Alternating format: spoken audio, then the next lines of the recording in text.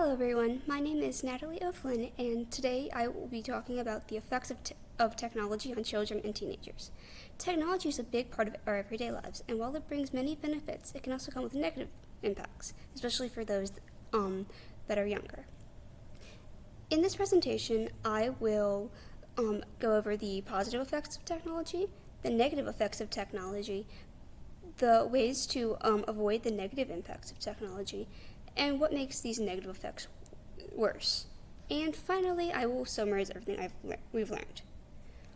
Let's start with the positives.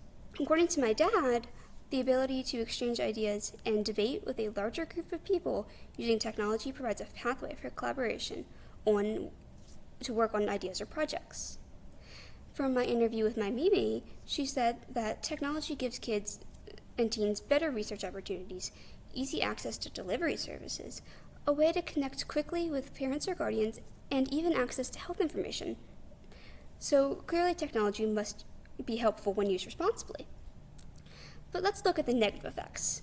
According to the Brazilian Institute of Geography and Statistics, the use of the internet among children 10 years or older went from 69.8% to 74.7% in just a year.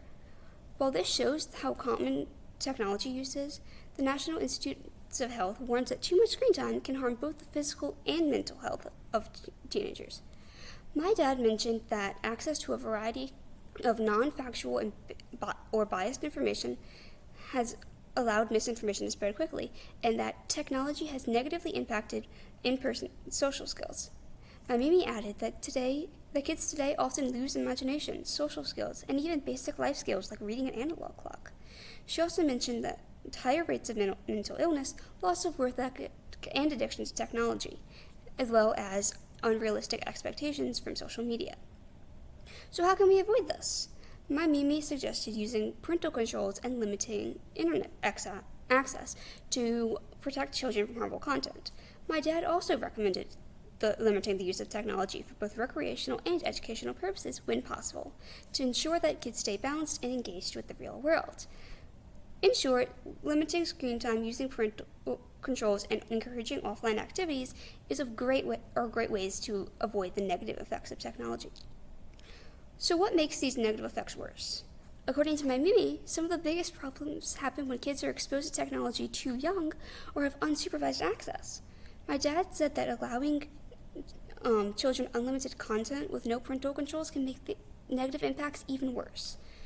The National University also notes that too much social media leads to lower self-esteem and constant comparison among teens. So things like addiction, lack of self-regulation, and early access all can increase the risks of negative impact. In conclusion, technology can be both a blessing and a curse. If used safely and wisely, it helps us connect, learn, and grow. But if it's used too much or without limits, it can harm our mental health, social skills, and creativity. It's all about balance, using technology as a tool and not a crutch or replacement for the real world. Thank you so much for listening.